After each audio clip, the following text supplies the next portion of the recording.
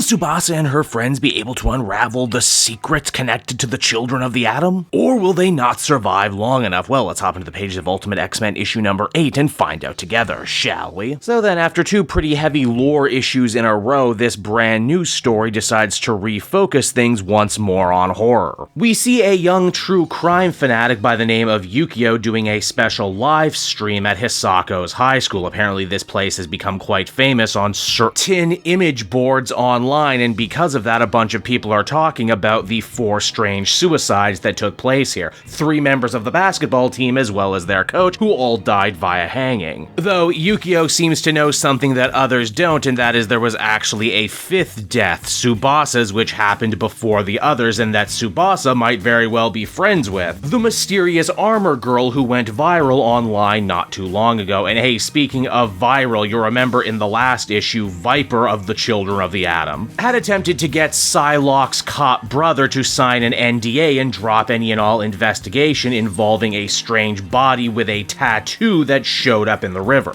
Of course, Psylocke, being something of an anti-authority delinquent, opted to tweet all of this information on social media. She deleted it not long after. But hey, you know what? This is the internet where everything big and small lives forever. It also seems, without knowing it, Psylocke has ended up opening up a massive can of worms that no one possibly could have considered. The pictures of the corpse, along with the corresponding tattoo relating to the Children of the Atom, even find their way to Hisako and her friends, who once again begin connecting all of the dots themselves. This corpse, the Children of the Atom cult, their strange powers, the Shadow King, and even Tsubasa's own death have to all be linked. Nico actually manages to note that this corpse has another marking too. There's the children's symbol, but also a number, a tattoo very similar to the one that her friend Natsu also has. Natsu's family, you'll remember we learned a couple issues ago, is actually involved with the Children of the Atom cult, and because of that, so is their daughter by extension. In a rather interesting character moment, Hisako gets a little angry at the implication that Tsubasa might actually have been involved with this cult before his death. After all, Armor seemingly got her powers from the protection charm that Tsubasa had given her. A charm that also just so happened to carry the cult symbol inside it, but hey, we'll circle back to that in a minute. From there, we actually get to check on in with Natsu, who is walking with Mori on her way to meet the others, only when she ends up getting accosted by a bunch of high school mean girls. These girls apparently have known Natsu for a long time and say some very cruel things to her, implying that she's some sort of murderer and that her parents joined the cult because of her to try and fix her. Though Natsu herself isn't really forthcoming with answers. In fact, she clams up completely and probably would have just walked away if one of the mean girls didn't decide to throw a can at her head, in doing so activating Natsu's power. You may have noticed up until now she's been wearing an eye patch, but when her life is threatened, she ends up shooting out a laser from one of the eyes, cutting the can in half. And I do believe it is a laser, not a Cyclops optic blast. Though, interestingly, the one eye she can shoot out of is actually a different color than the other one. How about that? Now, this viral corpse story and adjoining NDA actually ends up having some major ripple effects amongst the families involved in the Children of the Atom. Some of the older kids start asking their parents some very difficult questions about why they're in the cult, why the cult takes their blood, and why they're being experimented on. And hey, I don't know if you know this about teens, but when they're young, angry, and start to feel cornered, they tend to lash out, which is exactly what happens. We see one mother end up getting completely burned up by her kid. And that's just the tip of the iceberg too, as online we start to see other kids in the cult start coming forward and telling their stories. Meaning that the Cult of the Atom isn't going to be able to keep a lid on all their secret activities much longer. Also too, it seems that Yukio stuck around at the school in hopes of getting an interview with the mysterious armor girl, and wouldn't you know it, that night Hisako actually does come back to blow off some steam with her powers and catches Yukio's attention. What's really cool about this scene is once again how they play with the horror, because we get to see the whole thing through the eyes of Yukio, who's just a normal, regular person who comes face to face with a very angry armor, who in this situation totally looks like she could be a monster. And oh hey, speaking of monsters, remember Amano, the box cutter kid? He was a member of the same basketball team as Tsubasa and the other dead kids. He had tried to attack Armor after his own mysterious powers activated thanks to the Shadow King. Well, we see him once again, this time meeting with Surge. He tries to take his own life using, you guessed it, a box cutter, only it doesn't seem to work. He doesn't bleed anymore and just turns into weird shadow energy like the stuff that Kageyama was using. It's after that we check check on in with Viper. She's trying to track down Psylocke and her brother to shut them up for leaking the cult's business, though it's made abundantly clear that that might not actually be enough anymore. The story is out there and it's quickly taking on a life of its own, meaning that the Meister, the religious leader of the cult, is gonna have to do his best to try and rein everyone in, only that's difficult now because he's facing a full-out internal rebellion from some of the older kids, and with his back against the wall and no other options, the Maester instead decides to try and point the young mutants' anger outward, saying that it's the rest of the world that's to blame for forever abusing and othering them, and because of that, it's up to the children of the Atom to come out of the shadows and strike back. Meaning, once again, as the comic comes to a close, everything just went from bad to worse all over again. And so that was Ultimate X-Men issue number 8, everybody, and once again, I am really loving all the different twists and turns this book has on offer. Well, I certainly loved the last two very lore-heavy issues because they did a great job really explaining what it means to be a mutant in this brand new Ultimate universe, and how this cult has managed to hide it for so long, due in no small part to their own connection to the Maker and to Sunfire. It's all great stuff that feeds into the much bigger new Ultimate universe, but I'd be lying if I said at the end of the day I wasn't more invested in the whole Tsubasa small-town murder mystery stuff. We now seemingly have multiple characters and multiple different factions all very closely circling around the truth. It's only a matter of time for who's going to end up blowing the whole thing wide open first. In fairness, we don't really learn a ton of new stuff in this issue, but it is a nice little reminder of everything that's happened before, all the different clues, all the moving pieces, and hopefully it means we are getting that much closer to the true answer behind it all. Overall, I think I'd feel comfortable giving this one a 7.5 out of 10. Again, like I said, they reiterate a lot of stuff from the last two issues, but when the vibes are just this creepy and just this unique and so unlike anything else on the Marvel comic shelf right now, you gotta respect. Hey there everyone, it's your pal Cape Joel again, and if you're seeing my face right now, that means you watched at the end of the video, and I'll always be grateful for that. Retention helps in this crazy YouTube game, and so does becoming a patron.